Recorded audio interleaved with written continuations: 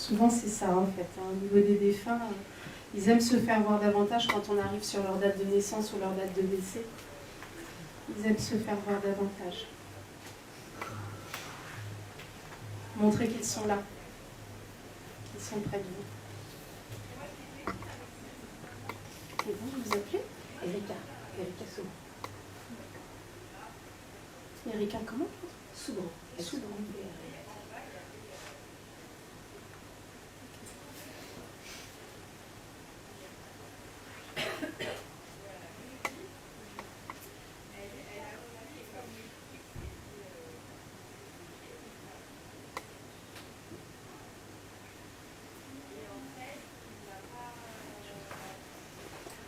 J'ai une dame qui aimait la vie en fait, hein, c'était une dame qui aimait faire la fête, elle aimait les réunions de famille a priori.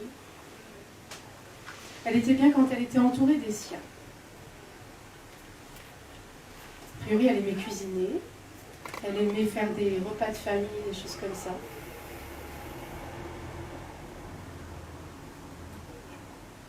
C'est quelqu'un qui était très bienveillant et qui était toujours de bons conseils. Quand on avait besoin de quelque chose, a priori, on allait voir mamie. Elle avait toujours un bon conseil à donner. Puis elle avait un côté délicat, mais aussi un côté où elle savait placer la bonne parole là où il fallait pour que ça fasse réfléchir, a priori.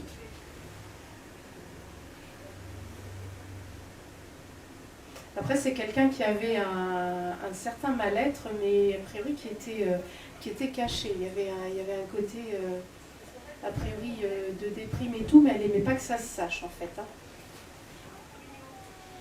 C'était quelqu'un qui avait, tendance à ruminer beaucoup le passé, en fait. Hein. Et à parler beaucoup du passé, etc. Et cette dame-là, elle était comme ça.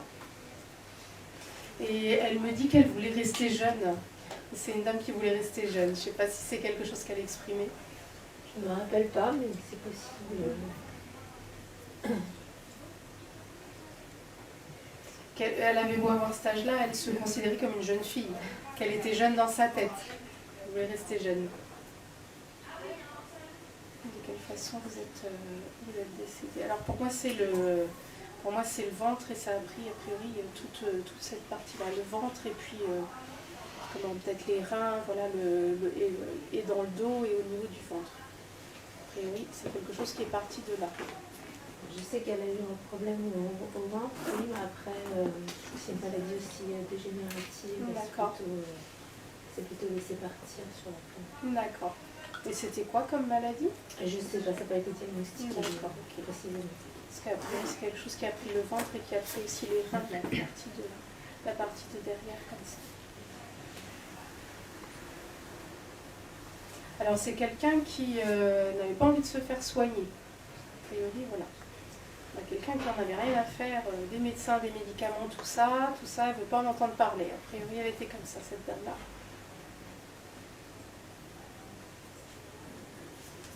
Et c'est quelqu'un qui avait des croyances profondes dans l'au-delà. On a eu tout à l'heure quelqu'un qui n'y croyait pas du tout.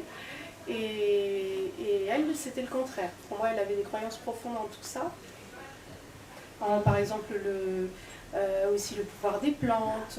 A priori, c'est quelqu'un qui allait voir aussi des magnétiseurs, des choses comme ça. A priori, on avait affaire à quelqu'un comme ça, qui croyait davantage à tout ce qui était médecine douce plutôt que médecine traditionnelle. Pour elle, les charlatans, c'était les médecins, en fait, dans ce qu'elle disait. Enfin, elle n'avait aucune confiance, en tout cas, en le monde médical, d'après ce qu'elle me dit. Et j'ai l'impression que c'est quelqu'un qui se soignait beaucoup, d'ailleurs, par les plantes. Je sais qu'à la fin de sa vie, elle ne voulait pas se laisser soigner, oui. Après, est-ce qu'elle croyait aux plantes? Enfin, je ne sais pas, mais elle ne voulait pas se laisser soigner. Peut-être que je ne sais pas si c'est la grand-mère paternelle ou maternelle, ouais. Peut-être qu'elle pourra confirmer, peut-être votre maman ou quoi.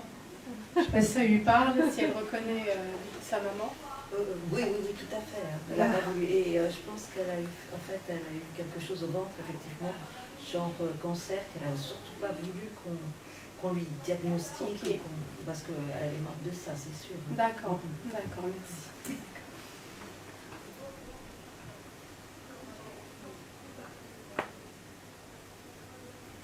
Alors, est-ce qu'elle a enlevé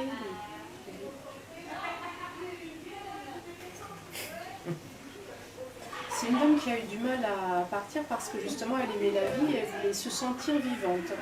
Excusez le bruit qu'il y a de l'autre côté. Qu'est-ce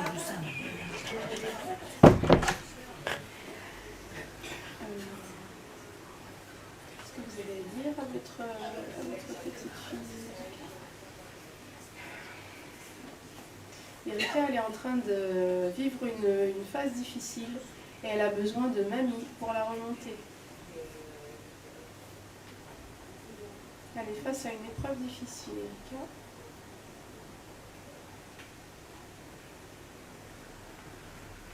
Elle vous dit qu'elle vous murmure des solutions. Alors, est-ce que vous pouvez les dire plus fort, les solutions, André?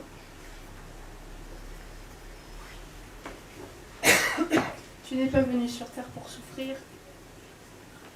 Il n'est pas question que tu restes dans cette situation. Je tiens à toi. Tu es une femme forte comme les femmes de la famille. Il est hors de question qu'on te soumette. Je suis fière de la jeune femme que tu es devenue et je ne laisserai personne te faire du mal. On ne fait pas du mal à ma petite fille comme ça. Sinon je reviens sur Terre, je sors mes gants de boxe et, et on y va.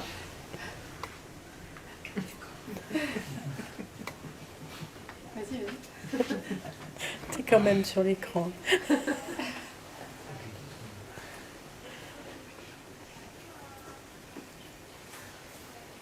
Elle dit, il est odieux de te parler comme ça. Alors, je ne sais pas à qui a fait référence. A priori, elle a l'air de savoir qui elle parle. Il n'est pas question de te parler comme ça. Tu ne te laisses pas faire. Hein. Tu as bien compris que tu ne te laisses pas faire. Hein.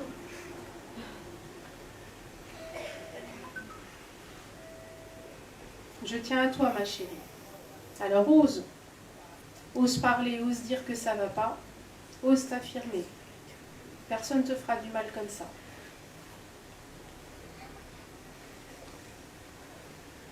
Elle redit, sinon c'est moi qui reviens et ça va mal se passer. Elle est là pour vous défendre, visiblement. C'était son caractère. D'accord. J'adore. J'ai mal pour toi, ma chérie. Vraiment.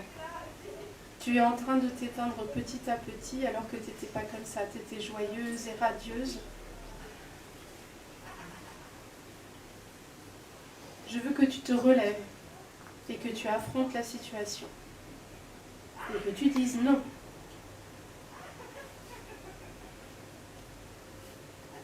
Est-ce que vous avez une question pour elle? Je veux savoir si elle est là et si elle a vu ses arrière-petits-enfants.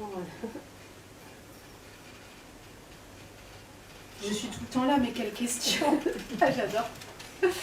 Mais quelle question? Bien sûr que je suis tout le temps là. Moi, je ne pouvais pas vous laisser comme ça. Est-ce que vous avez vu vos arrière-petits-enfants?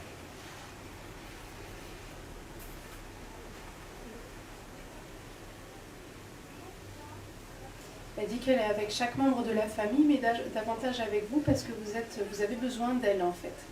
Là, actuellement, vous avez besoin d'elle. Et qu'elle a peur pour vous et elle dit que c'est sérieux. Elle vous demande de prendre au sérieux ses conseils parce qu'il y va de votre santé et de votre morale.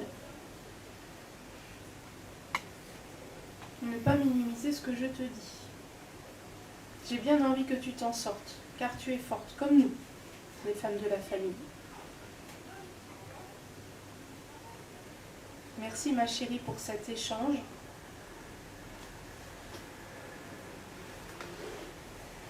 Je tiens à te dire que je t'aime et embrasse ta mère pour moi.